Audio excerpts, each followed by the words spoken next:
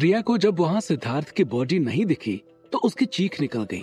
उसकी आवाज सुनकर डॉक्टर और नर्स आईसीयू की ओर दौड़ पड़े और उनके आने पर रिया ने चीखते हुए उनसे सवाल किया, अब बिना हमारी सहमति के ऐसे किसी की बॉडी को कैसे उठा सकते हैं? ये बात वहां खड़े डॉक्टर को भी थोड़ी अटपटी लगी कि बिना मरीज के तीमारदारों के सहमति के बॉडी को फ्रीजर में रखना गैर कानूनी है। इसलिए उन्होंने बॉडी को फ्रीजर में रखने का काम करने वाले 2 वार्ड बॉयज को वहां तलाश करने का आदेश दिया। डॉक्टर के बगल में खड़ी एक नर्स दौड़ते हुए उन्हें बुलाने चली गई।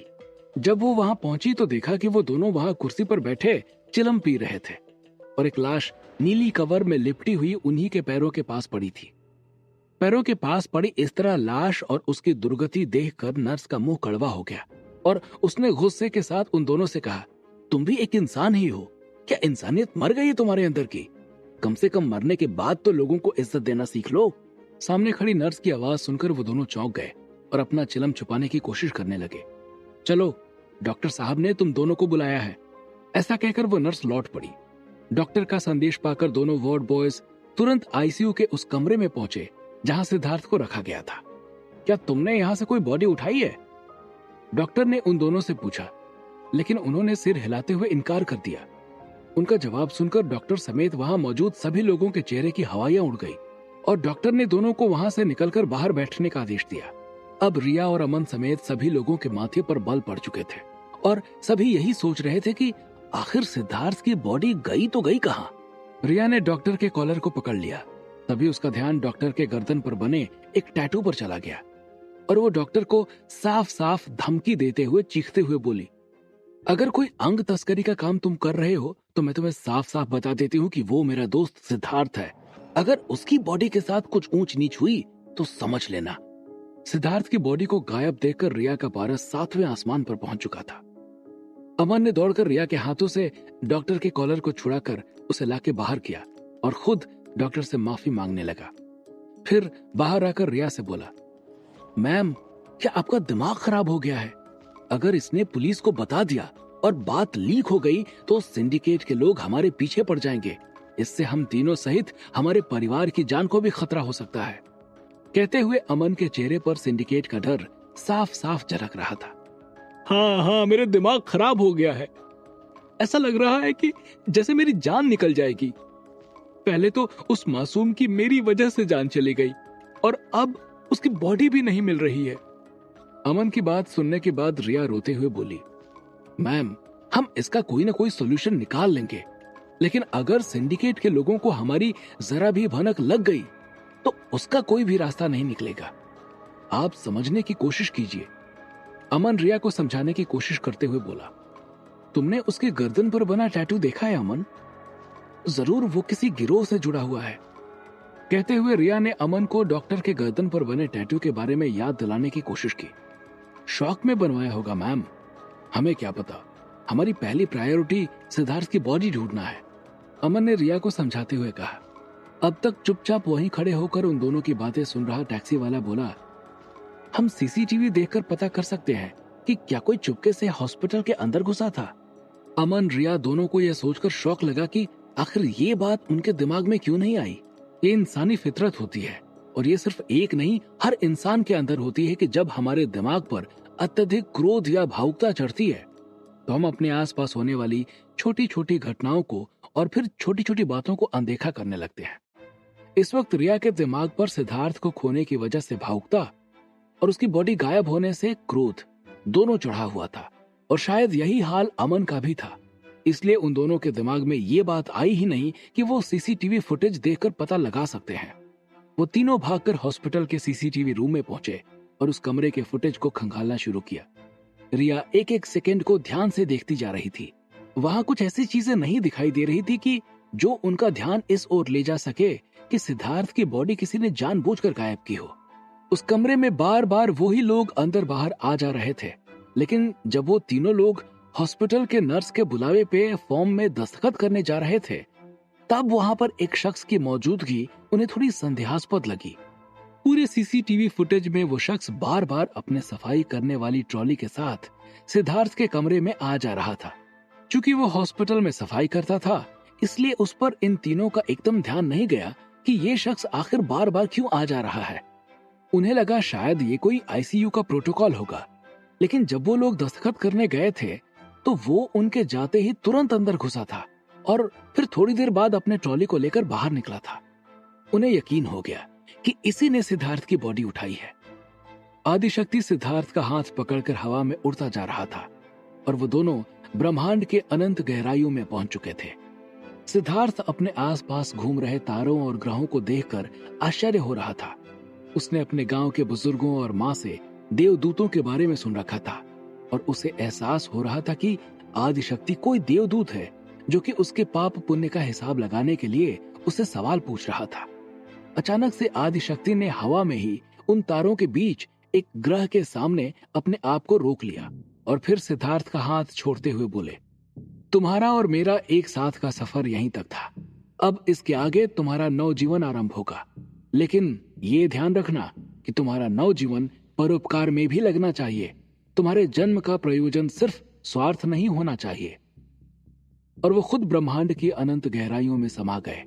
उनके हाथ छोड़ते ही सिद्धार्थ को अपने आसपास मंडरा रहे तारों की रोशनी मध्यम होती दिखाई दी और थोड़ी ही देर में उसके चारों ओर अंधेरा छा गया और उसे ऐसा लगा कि जैसे वो बहुत तेजी से नीचे जा रहा है।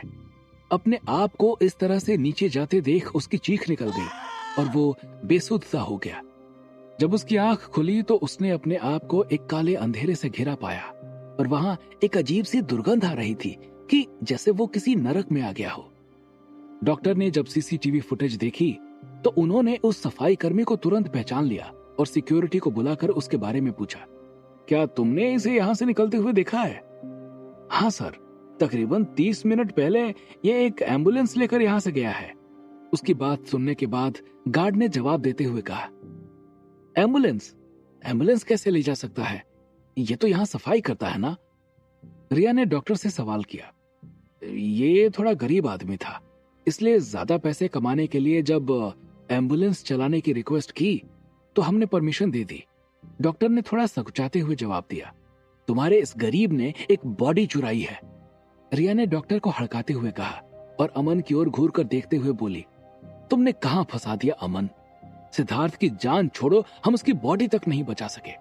इसका कोई नंबर हो तो कांटेक्ट करो, इसने जरूर पैसों के लिए बॉडी चुराई होगी। अमन को देखते हुए रिया की आंखों से आंसू निकलने शुरू हो चुके थे। अमन ने स्टाफ रजिस्टर से उसका नंबर निकाला और फोन मिलाया तो घंटी जा रही थी और फिर फोन उठा तो उस तरफ से आवाज आई, कौन?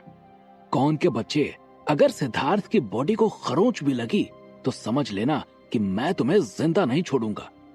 अमन गुस्से में उसके ऊपर चिल्लाया, तो तुमने पता कर लिया कि मैं ही बॉडी लेकर आया हूँ, तो तुम्हें ये भी पता होगा कि मैं क्यों लेकर आया हूँ। उधर से उसकी लालच और लापरवाही से भरी हुई आवाज आई, कितना चाहिए?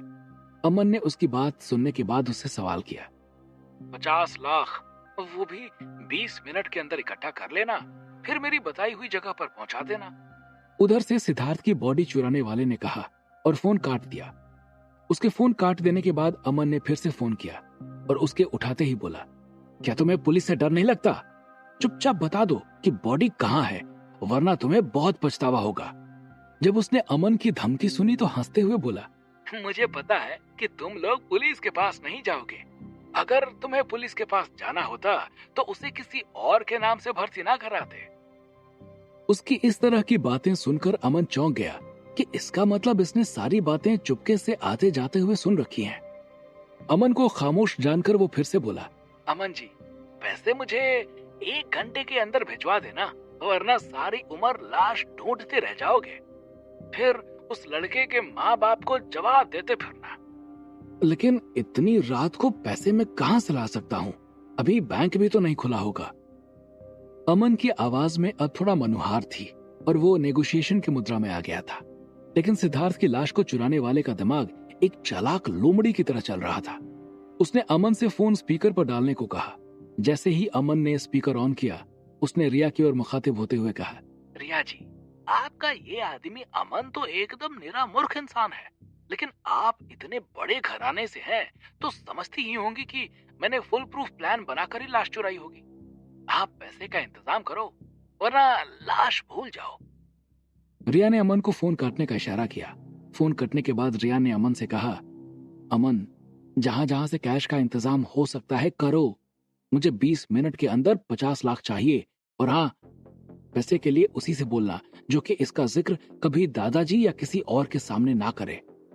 ठीक है, कहते हुए अमन ने फोन निकाला और अपने कॉन्टैक्ट्स को फोन करना शुरू किया और पैसे की बात करते हुए उनसे थोड़ा दूर चला गया। क्या आप सच में उसे पैसे देने जा रही हैं? डॉक्टर ने रिया की ओर मुखातिब होते हुए कहा। उसके इतना सुनते ही रिया बेफर कर बोली, क्या अभी भी तुम्हें सब कुछ मजाक लग रहा है? तुम्हारे हॉस्पिटल से बॉडी गायब हुई है। अगर मैं इसे कानूनन हैंडल करने के लायक होती तो तुम अब तक सलाखों के पीछे होते। और फिर अमन की ओर मुखातिब होते हुए जोर से बोली, तुरंत 50 लाख का इंतजाम करो और कम पड़े तो इनके कैश काउंटर पर जितने भी रुपए हैं उन्हें उठा लो और सुबह बैंक खुलने पर दे देना। रिया की डांट से घबराए हुए डॉक्टर ने हाँ ना कुछ नहीं कहा। तब तक अमन उसके पास आ चुका था। उसने रिया की ओर मुखातिब होते हुए कहा, पैसों का इंतजाम हो गया है मैम, मैं लेने जा रहा हूं। और अमन उस टैक्सी वाले को साथ लेकर वहां से निकल गया। इधर अमन सिद्धार्थ की बॉडी पाने के लिए पैसे का इंतजाम करने निकल चुका था और उधर अंधेरे में फंसे सिद्धार्थ ने मदद के लिए गुहार लगानी शुरू कर दी, लेकिन उसके गले से आवाज नहीं निकल पा रही थी। उसे ऐसा लग रहा था जैसे किसी ने उसके मुंह में कुछ ठूंस दिया हो। वो चाह कर भी नहीं चिल्ला पा रहा था। आखिर कहां फंस चुका था सिद्धार्थ? और क्या अमन सफल हो पाएगा सिद्धार्थ की बॉडी को उस तस्कर से छुड़ाने में? क्या होंगे इन सभी सवालों के जवाब? हमें कमेंट करके जरूर बताएं और आगे की कहानी जानने के लिए सुनते रहिए भूमिपुत्र, सिर्फ पॉकेट एफएम पर।